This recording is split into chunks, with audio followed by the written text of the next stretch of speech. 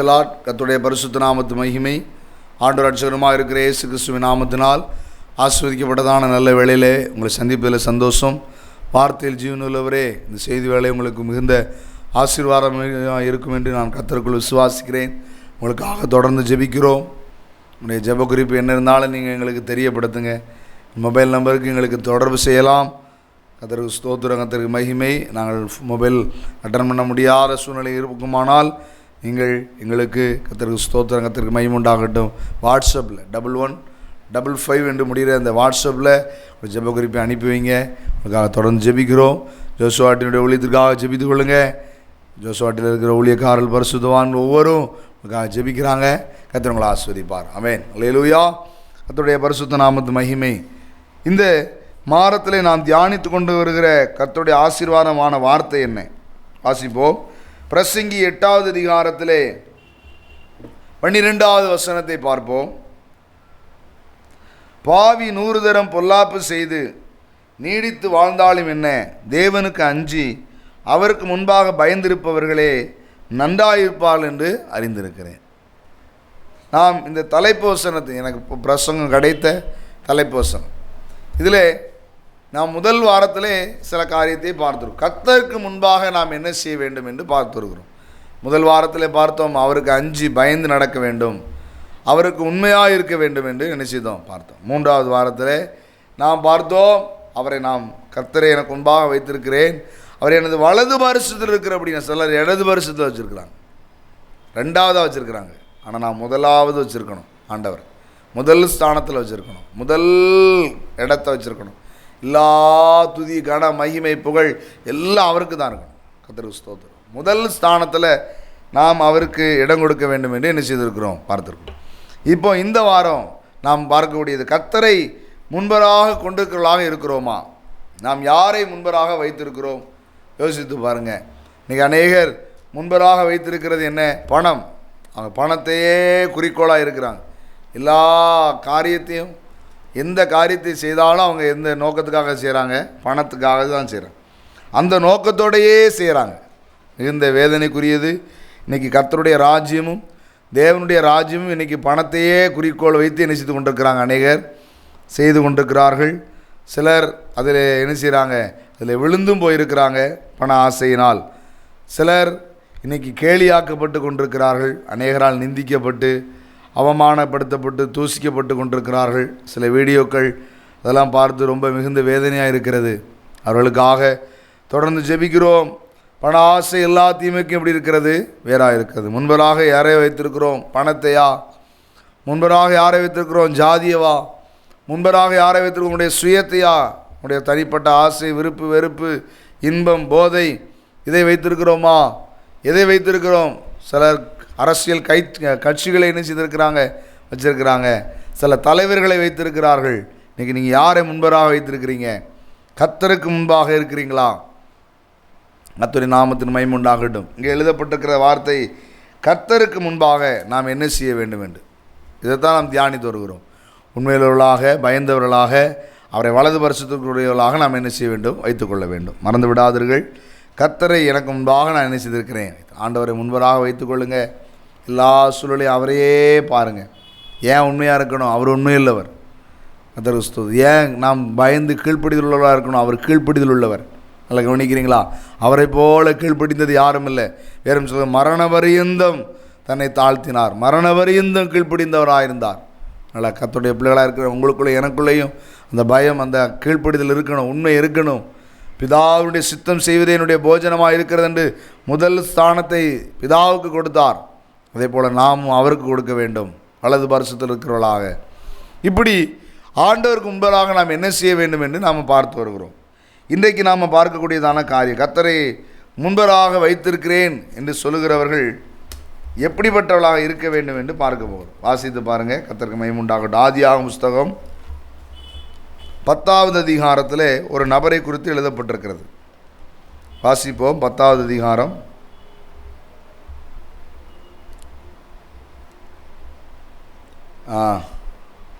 8-9 பாருங்கள்.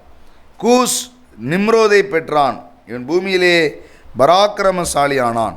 நிம்ரோதை குறித்து சொல்லப்பட்டிருக்கிறது. இவன் கர்த்தருக்கு முன்பாக பலத்த வேட்டைக்காரனாக இருந்தான். ஆகையால் கர்த்தருக்கு முன்பாக பலத்த வேட்டைக்காரனான நிம்ரோதை போல என்னும் வழக்க சொல்லி என்ன செஞ்சுட்டு உண்டாயிட்டு. நல்லா கவனிங்க, சொல்லப்பட்டதான வார்த்தை குறித்து நாம் என்ன செய்கிறோம் பார்க்குறோம். இதில் சொல்லப்பட்ட நபர் அவனை குறித்து எழுதப்பட்டிருக்கிறது. கர்த்தருக்கு முன்பாக அவன் எப்படி இருந்தான்? பலத்த வேட்டைக்காரனாக இருந்தான் என்று என்ன செய்யப்பட்டிருக்கிறது, எழுதப்பட்டிருக்கு. வாசிங்க, அவனுடைய காரியத்தை பாருங்கள்.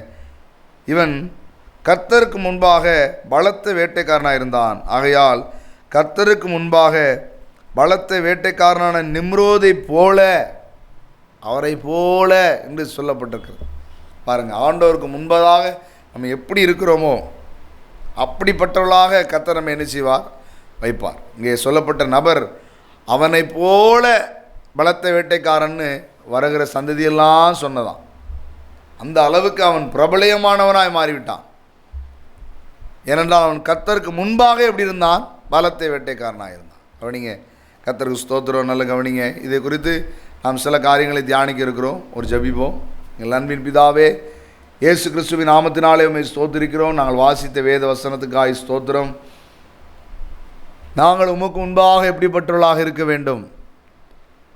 நீர் எங்களை உமக்கு முன்பாக எப்படி இந்த பூமியிலே உயர்த்துவீர் என்று நாங்கள் தியானித்து வருகிறோம். அப்பா, உம்முடைய வார்த்தையினால் எங்களோடு இடைப்படும், சந்தியும். வார்த்தை கேட்குற ஒவ்வொருடைய இருதயத்திலும் நீர் பேசுங்க. அவள் எந்த காரியத்தை குறித்து அங்கலாய்த்து கொண்டிருக்கிறார்களோ, எந்த காரியத்திலே பிசாசானவன் வேதனைப்படுத்தி கொண்டு இருக்கிறானோ, அவருடைய எல்லா கிரியைகளையும் ஆண்டவர் நிர்மூலமாக்கி போடுங்க. அவளையும் அவளுடைய குடும்பத்தை ஆசீர்வதித்தருளுங்கப்பா. உங்களுடைய வார்த்தை, உங்களுடைய எழுத்தை சுமக்க, சொல்ல, அறிவிக்க எவ்வளோ வேணும் தகுதி இல்லை. ஆண்டவரே நீர் பேசுங்க. தாழ்த்தி வெறுமையாக்குகிறோம். மகிமை கணந்துதி எல்லாம் இயேசுவுக்கு செலுத்துகிறோம். இயேசு கிறிஸ்துவின் நாமத்தில் வேண்டி ஜெபிக்கிறோம் ஜீவனுள்ள நல்ல பிதாவே, ஆமென். அல்லேலூயா. கர்த்தருக்கு ஸ்தோத்திரம், கர்த்தருக்கு மகிமை. பலத்த வேட்டைக்காரனான நிம்ரோது என்று வாசிக்கிறோம். இந்த நிம்ரோதை பலத்த வேட்டைக்காரன் எவ்வளவு ஒரு பாக்கியம் யோசித்து பாருங்கள். ஆனால் இந்த நிம்ரோதை போல இன்றைக்கி நீங்களும் நானும் கர்த்தர் நமக்கு நல்ல கிருபைகளை தந்திருக்கிறார், நல்ல பலனை தந்திருக்கிறார், நல்ல சுகத்தை தந்திருக்கிறார், தாளந்துகளை தந்திருக்கிறார்.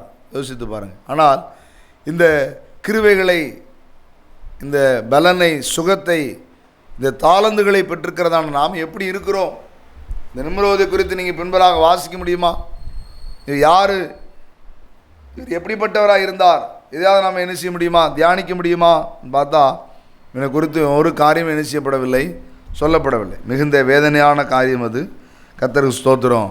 என்னுடைய பிறப்பின் வர்த்தமானம் அறிவிக்கப்பட்டிருக்கிறதே ஒழிய, இவ்வளவு கர்த்தருக்கு முன்பாக பலத்த வேட்டைக்காரனாக இருந்த இவன் எண்ணப்படாமல் போய்விட்டான். நினைவு கூறப்படப்பட முடியாமல் என்ன செய்துவிட்டான், போய்விட்டான். காரணம் என்ன அப்படின்னு சொன்னால், அவனுக்குள்ளே இருந்த ஒரு கிரியை. இன்றைக்கி நமக்குள்ளே அந்த கிரியை என்ன செய்யக்கூடாது, இருக்கக்கூடாது. கர்த்தருக்கு முன்பாக எனக்கு முன்பாக நான் பணத்தை வைக்கவில்லை, ஜாதியை வைக்கவில்லை, நான் கர்த்தரை தான் வச்சுருக்கேன், நான் அவருக்கு முன்பராக தான் இருக்கிறேன் அப்படின்னு நீங்கள் நினைக்கலாம், சொல்லலாம். ஆனால் அவரை முன்பராக இருக்கிறதான நீங்களும் நானும் செய்ய வேண்டியது என்ன?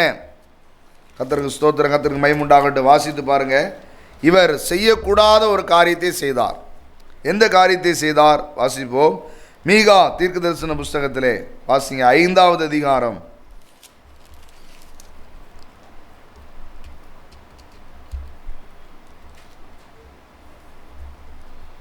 வாசிப்போம். கர்த்தருக்கு மகிமை உண்டு. 5வது அதிகாரம் பாருங்கள், 6வது வசனத்தை பாருங்கள். இவர்கள் அசீரியா தேசத்தையும் நிம்ரோதின் தேசத்தையும் அதனுடைய வாசல்களுக்கு உட்புறமாக பட்டயத்திற்கு இரையாக்குவார்கள். அசீரியன் நம்முடைய தேசத்தில் வரும்போதும் நம்முடைய எல்லைகளை மிதிக்கும் போதும் அவனுக்கு நம்மை தப்புவிப்பார். இங்கே சொல்லப்பட்டதான வார்த்தை நிம்ரோதின் தேசம் என்று என்ன செய்யப்பட்டிருக்கிறது, சொல்லப்பட்டிருக்கிறது. இங்கே நிம்ரோதின் தேசம் என்று சொன்னால் அது எந்த தேசம் என்று சொன்னால் பாபிலோன். இதை நாம் இப்போ அங்கே வந்துடுவோம். இந்த நிம்ரோது பலத்த வேட்டைக்காரனாக இருந்து அவன் செய்யக்கூடாததை செய்தான். அது என்ன வாசிப்போம். கர்த்தருக்கு மகிமை உண்டாகட்டும். 10வது அதிகாரம் ஆதியாகமத்தில் அவன் கர்த்தருக்கு முன்பாக பலத்த வேட்டைக்காரனாக இருந்தான் என்ற வழக்கச்சொல் உண்டாயிற்று. சினேயார் தேசத்தில் உள்ள பாபேல் பாருங்க, ஏரேக், அக்காந்த், கல்னே என்னும் இடங்கள் அவன் ஆண்ட ராஜ்யத்திற்கு ஆதி ஸ்தானங்கள் என்று என்ன செய்யப்பட்டிருக்கிறது, சொல்லப்பட்டிருக்கிறது. கர்த்தருக்கு மகிமை உண்டாகட்டும். இங்கே நிம்ரோதனுடைய தேசம் என்று சொல்லப்பட்டதான இடம் என்ன? இங்கே வாசிக்கிறோம், பாபேல் என்று அழைக்கப்பட்டது. கர்த்தருக்கு முன்பாக பலத்த வேட்டைக்காரனாக அவன் கிருபை பெற்றிருந்தாலும், அவனுக்கு ஞானமும் பலமும் அவனுக்கு அதிகாரமும் இருந்தாலும், அவனோ ஒரு பொருளாக எண்ணப்படாமல் மறைக்கப்பட்டு விழுந்து போனான். அவன் எண்ணப்படாமல் போய்விட்டான். அவனுடைய பராக்கிரமமும் அவனுடைய வழக்க சொல்லும் அவனோடு என்ன செய்தது, மறைந்து போனது. யாரும் அவனை நினைவில் வைக்க முடியாதபடி அழிந்து போனான். இன்றைக்கும் நிறைய பேர் கிருபைகளை பெற்றவங்க, பராக்கிரமமாக இருந்தவங்க, பெயர் பெற்றவங்க அநேகர் எண்ணப்படாமல் போய்விட்டார்கள், விழுந்து போய்விட்டார்கள். அவளுடைய ஸ்தானத்திலிருந்து காணப்படாமல் போய்விட்டார்கள், பின்வாங்கி போனார்கள், இடறி போனார்கள். பிறருக்கு உதாரணமாக இருந்தவர்கள் இன்னைக்கு அவங்க குற்றப்படுத்தப்படுகிற நபர்களாய் மாறிவிட்டார்கள். காரணம் என்ன? இந்த நிம்ரோதுக்குள் இருந்த அந்த கிரியை. இந்த வார்த்தையை கேட்கிற நீங்களும் நானும், காலம் கடைசியாக இருக்கிறது. பிசாசானவன் கர்த்தருக்கு முன்பாக நீங்கள் நானும் எப்படி இருக்க வேண்டும் என்கிறதை அவன் அறிந்திருக்கிறான். அப்படி இருக்கக்கூடாதபடிக்கு நமக்குள்ளே என்ன செய்ய வேண்டும் என்று அவன் கிரியை செய்து கொண்டிருக்கிறான். அதனால் எச்சரிக்கையாக இருக்க வேண்டியது கர்த்தருடைய பிள்ளைகளுடைய காரியம். இதிலே சொல்லப்பட்டதான வார்த்தை, பலத்த வேட்டைக்காரனாக இருந்தான். அந்த நாட்களிலே அவனுடைய பராக்கிரமத்தை பார்த்த அநேகர் சொன்னாங்க, அவரை போல என்கிற பிரபல்யம் அவருக்குள்ள இருந்தது. ஆனால் அவரோ காணப்படாமல் போய்விட்டார். என்னால் அவருடைய பலத்தை வேட்டைக்காரனாக இருந்த அவன் ஒரு ராஜாவாக இருந்திருக்கிறான், அவன் ஆளுகிறவனாக இருந்தான். ஆனால் அவனோ விழுந்து போய்விட்டான். அவனுடைய ராஜ்யம் சிதறடிக்கப்பட்டது. இன்றைக்கும் அவனுடைய ராஜ்யத்தை அழிக்க கர்த்தர் என்ன செய்திருக்கிறார், ராஜாக்களை ஏற்படுத்தி கொண்டே இருக்கிறார். அந்த ராஜ்யம் ஒரு நாள் மேலோங்கி என்ன செய்ய முடியாது, வரவே விட மாட்டார். கர்த்தருக்கு ஸ்தோத்திரம். அந்த நிம்ரோதின் தேசமாகிய அந்த பாபேல் என்று மீகா தீர்க்கதரிசி சொன்னார் பாருங்க. அந்த பாபேலில் என்ன நடந்தது, இந்த நிம்ரோது என்ன செய்தார் என்று நாம் அறிந்திருக்கிறோம். ஆதியாகமம் 11வது அதிகாரத்தில் வாசிக்கிறோம் பாருங்க. பூமி எங்கும் ஒரே பாசையும் ஒரே விதமான பேச்சும் இருந்தது. ஜனங்கள் கிழக்கே இருந்து பிரயாணம் பண்ணுகையில் சினையார் தேசத்திலே சமபூமியை கண்டு அங்கே குடியிருந்தார்கள். அப்பொழுது நாம் செங்கல் அறுத்து அதை நன்றாய் சுடுவோம் வாருங்கள் என்று ஒருவரோடு ஒருவர் பேசி கொண்டார்கள். கல்லுக்கு பதிலாக செங்கலும் சாந்துக்கு பதிலாக நிலக்கீழும் அவர்களுக்கு என்ன செய்தது, இருந்தது. எல்லாரும் ஒருமித்து இருக்கிறது எவ்வளோ பெரிய ஆசீர்வாதம். அதுவும் கிருபை உள்ளவங்க கூடலாம் இருக்கிறது எவ்வளோ பெரிய ஆசீர்வாதம், சந்தோஷம். யோசித்து பாருங்கள். ஆண்டவர் விரும்புகிறார் சகோதரர் ஒருமித்து வாசம் பண்ணுவது எத்தனை நன்மை, எத்தனை இன்பம். சங்கீதத்தில் எழுதப்பட்டிருக்கிறது. அது ஆண்டவருக்கு ரொம்ப பிரியமானது, அது அபிஷேகத்திற்குரியது. அது அவனுடைய தலையின் மேல் வார்க்கப்பட்டு அவனுடைய தாடி வழியாக இறங்கி அவருடைய அங்கி வழியாக இறங்குகிற அபிஷேக தைலத்திற்கு எப்படி இருக்கிறது, ஒப்பாக இருக்கிறது. அது எருமேன் மேலும் சீயோன் பர்வதத்தின் மேலும் வந்து இறங்குகிற பனிக்கு ஒப்பாக இருக்கிறது என்று வேதம் சொல்கிறது. கர்த்தர் அங்கே என்னென்னைக்கும் ஆசீர்வாதத்தையும் ஜீவனையும் கட்டளையிட்டிருக்கிறார் என்று வேதம் சொல்கிறது. சகோதரர்கள் ஒருமித்து இருக்கிறது. அப்போ இந்த பாபேலில் சகோதரர்கள் ஒருமித்து கூடுகிறதுல என்ன தவறு? சந்தோஷம் தானே, ஆண்டவருக்கு ரொம்ப பிடிச்சது தானே. எவ்வளவு மகிழ்ச்சி. ஒருவர் புரிந்து கொள்கிறது, ஒருவர் தாங்குகிறது, ஒருவர் ஏந்துகிறது, ஒருவர் திடப்படுத்துகிறது. எவ்வளவு ஒரு சந்தோஷம். ஆனால் இந்த சந்தோஷத்தை ஆண்டவர் விரும்பவில்லை. ஏன் அப்படின்னு சொன்னால் அடுத்த வார்த்தை சொல்லுகிறது, பின்னும் அவர்கள் நான் பூமி மீதெங்கும் சிதறடி போகாதபடிக்கு நமக்கு ஒரு நகரத்தையும் வானத்தை அளாவும் சிகரமுள்ள ஒரு கோபுரத்தையும் கட்டி நமக்கு பேர் உண்டாக பண்ணுவோம் வாருங்கள் என்று சொல்லிக் கொண்டார்கள். பாருங்கள், நமக்கு பேர் உண்டாக பண்ணுவோம். இது யாருடைய ராஜ்யத்தில் நடந்தது அப்படின்னு கேட்டால் நிம்ரோதினுடைய ராஜ்யத்தில் தான் நடந்தது. அவன் ராஜாவாக இருக்கும்போது அவன் போட்ட திட்டம் அது என்ன அப்படின்னு கேட்டால் நமக்கு பேர் உண்டாக்குவோம். அப்போ மனுஷனை உண்டாக்கும் போது தான் பைபிளில் போட்டிருக்கு, நாம் நமது சாயலாகவும் நமது ரூபத்தின்படியும் தமது சாயலாக தமது ரூபத்தின்படி உண்டாக்குவோமாகன்னு ஏகதேவன் திரியேக தேவன் தன்னை பிதா குமாரன் பரிசுத்தாவி ஆகிய 3 பேரும் இணைந்து மனுஷனை உண்டாக்கியிருக்காங்க. அதனால தான் மனுஷனுக்குள்ள அந்த தன்மை இருக்குது. என்ன தன்மை? ஆவி, ஆத்மா, சரீரம். அந்த தன்மையுடையவர்களாக நீங்களும் நான் இருக்கிறோம். மனுஷனை உண்டாக்கும் போது இருந்த இந்த திரியேக தேவனுடைய அந்த ஐக்கியம் எங்கே நடக்கிறதுன்னு கேட்டிங்கன்னா இந்த இடத்துல வருகிறது. இந்த இடத்துல நீங்கள் வாசித்து பார்த்தீங்கன்னா அவர்கள் பேர் உண்டாக்க நாம் இதை செய்வோம்னு சொன்ன உடனே மனுபுத்திரர் கட்டுகிற நகரத்தையும் கோபுரத்தையும் பார்க்கிறதற்கு கர்த்தர் என்ன செய்தார்? இறங்கினார். அப்பொழுது கர்த்தர், இதோ ஜனங்கள் ஒரே கூட்டமாக இருக்கிறார்கள், அவர்கள் அனைவருக்கும் ஒரே பாசியம் இருக்கிறது. இதெல்லாம் ரொம்ப ரொம்ப சந்தோஷம்தான். ஏன்னா ஒரு புரிந்து கொள்ளலாம். ஒரு நண்பர்கள் சண்டை போட்டுட்டு இருக்கிறாங்களே, இந்தியா ஒரே தேசம்னு சொல்கிறாங்க. இப்போ வடக்கில் இருக்கிறவங்களெல்லாம் நம்ம இங்கிலீஷ்கார மாதிரி பார்க்குறோம், அவன் நம்மளை ஆப்பிரிக்காக்கார மாதிரி என்ன செய்கிறான், அவங்க நம்மளை பார்க்குறாங்க. அப்போ இந்த மொழியும் இதெல்லாம் நமக்குள்ளே என்ன உண்டாக்குது? பகையையும் விரோதங்களையும் கசப்புகளையும் உண்டாக்குது. இங்கே எழுதப்பட்டிருக்கு மொழி ஒரே பாச எல்லாம் உண்டாயிருக்கிறது. ஆனால் அங்கே சொல்ல, அவர்கள் இதை செய்ய தொடங்கினார்கள். எதை செய்ய தொடங்கினார்கள்? நமக்கு பேர் உண்டாக்குவோமாக. இப்பொழுதும் தாங்கள் செய்ய நினைத்தது ஒன்றும் தடைபட மாட்டாது என்று என்ன செய்கிறார்கள்? இருக்கிறார்கள். அப்போ தான் ஆண்டவர் சொல்கிறாரு, நாம் இறங்கி போய் பாருங்கள். ஏக தேவன் 3 பேரும் பிதாகுமாரன் பரிசுத்தாவியாக இருக்கிற ஏக தேவனுடைய திரித்துவ தன்மைகளை வெளிப்படுத்துகிறார். ஏனென்றால் பேருண்டாக்குற இந்த பெருமை இது ஆண்டவருக்கு பிடிக்காது. அது கிருபை உள்ளவங்களாக இருக்கட்டும், படித்தவங்களாக இருக்கட்டும், பைபிள் வாசிக்கிறவங்களாக இருக்கட்டும், சோகம் பண்ணுறவங்களாக இருக்கட்டும், யாராக இருந்தாலும் சரி, இந்த பெருமை உள்ளவர்கள் இன்றைக்கி நம்மளை விட்டு இந்த பெருமை என்ன செய்யணும்? அகலம். ஆண்டவர் நீங்கள் பெருமை உள்ளவங்களாகத்தான் ஆண்டவர் உங்களை வச்சுருப்பார். அது 100க்கு 100 உண்மை. என்னடா வேறம் சொல்கிறது, நான் உன்னுடைய ஆசீர்வதித்து உன் பெயரை நான் என்ன செய்வேன்? பெருமைப்படுத்துவேன். ஆண்டோடைய பிள்ளைகளை கண்டிப்பாக ஆண்டவர் உயர்த்துவார், உங்கள் பேரை பெருமைப்படுத்துவார். அது ஒரு நாள் யாரும் தடுக்க முடியாது. ஆனால் உங்களை நானே உங்களை நீங்களே நாமே என்ன செஞ்சுக்கிட்டு இருக்கக்கூடாது? பெருமைப்படுத்தக்கூடாது. இந்த பெருமைப்படுத்துகிற இந்த நபர்கள் கர்த்தருக்கு முன்பராக என்ன செய்ய முடியாது. இந்த கடைசி காலத்தில் வந்திருக்கிற நீங்களும் நான் உங்களுக்கு கர்த்தர் நல்ல திறமைகளை, தாளந்துகளை, கிருபைகளை, வரங்களை, உங்களுக்கு என்ன காரியத்தை தந்திருந்தாலும் பரிசுத்தமாக இருக்கலாம், உண்மையாக இருக்கலாம், நீதியாக இருக்கலாம், நியாயம் உள்ளவங்களாக இருக்கலாம். ஆனால் எந்த காரணத்தை கொண்டும் இந்த பெருமை உங்களுக்குள்ளே என்ன செய்யக்கூடாது? நான் நியாயமாக இருக்கிறேன், இவெல்லாம் அநியாயம் செய்கிறான் அப்படின்னு உங்களுக்குள்ளே என்ன உண்டாகக்கூடாது? பெருமை உண்டாகக்கூடாது. எந்த காரியத்தை கொண்டும் பெருமை வரக்கூடாது. கிறிஸ்துவானவரை குறித்து ஏசாயா தீர்க்கதரிசனத்தில் உரைக்கப்பட்டிருக்கிறது, அவர் வாய் திறவாத மயிர் கத்தரிக்கப்படுகிறதுக்கு முன்பராக சத்தமிடாது இருக்கிற ஆட்டுக்குட்டியை போல இருந்தார். யோசித்து பாருங்கள். அவர் எல்லாம் சொல்கிறாங்க, என்னெல்லாம் பேசுகிறாங்க, காரி உமிழ்கிறாங்க. கர்த்தர் ஒரு வாரத்தை வாயை திறந்து இவரிடத்தில் ஒரு குற்றமும் இல்லைன்னு ஒருத்தன் குற்றம் கண்டுபிடிக்கிறதுக்குனே ஒருத்தன் இருக்கான். அவன் கையை கழுவி சொல்கிறான். ஆனால் அவர் ஏன்ட்ட நான் என்ன தப்பு செஞ்சேன்னு ஒரு வார்த்தை என்ன செய்யலை, கேட்கவே இல்லை. கர்த்தருக்கு ஸ்தோத்திரம். ஏன்னா இந்த உலகமும் இந்த உலகத்தில் இருக்கிற எல்லா மனிதரும் அல்ல, இவர் தேவகுமாரன் என்று அண்ட சராசரங்களும் நமக்காக தேவனாகி கர்த்தர் பிதாவாகி தேவனும் இதை என்ன செய்வார்?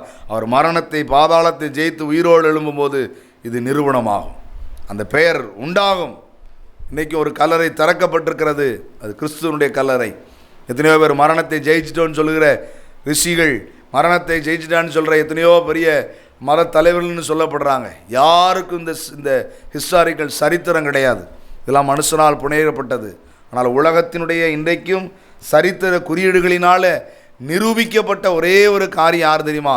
கிறிஸ்துவனுடைய பிறப்பும் அவருடைய உயிர்த்தெழுதலும் மட்டும்தான். அதனால் இன்றைக்கி ஆண்டுடைய பிள்ளைகளாக இருக்கிற நீங்களும் நானும் நம்மை பெருமைப்படுத்தாதபடி, நம்முடைய பெயரை மேலோங்க நினைக்காதபடி நாம் கர்த்தருடைய சமூகத்தில் ஒப்பு கொடுப்போம். தாழ்மையுள்ளவர்களுக்கு கிருபை அளிக்கிற தேவன் நம்ம மேலே அவர் ஒவ்வொரு நாளும் கிருபையை பொழிந்தருளும்படி நாம் தாழ்த்துவோம். ஆண்டவர் இவர்களை சிதறடித்தார். ஏனென்றால் பெருமை உள்ள கூட்டம் இந்த பூமியில் இணைஞ்சிடக்கூடாது, சாத்தானுக்கு உள்ள கூட்டம் இணைஞ்சிடக்கூடாது. பெருமை உள்ளவனுக்கு தேவன் எதிர்த்து நிற்கிறார். வேறு யாரும் எதிரி இல்லை. நாம் பெருமை உள்ளவனாக இருந்தோன்னா கூட பிறந்தவங்க எதிரியாக இருப்பாங்க. நம்ம பெரிய ஆளாக இருக்கிறது பிடிக்கலை, நம்ம தெருவில் இருக்கிறவங்களுக்கு பிடிக்கலை, நம்மகிட்ட வேலை பார்க்குறவங்களுக்கு பிடிக்கல நாம் நினைக்கிறோம்.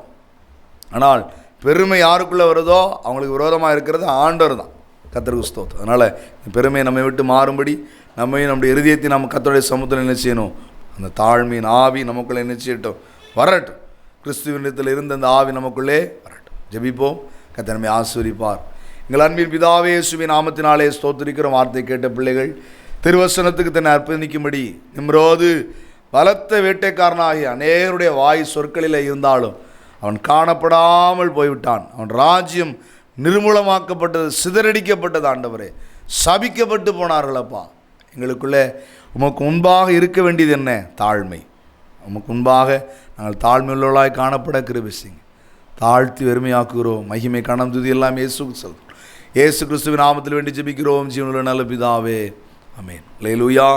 Praise the Lord. கர்த்தர் உங்களை ஆசீர்வதிப்பாராக.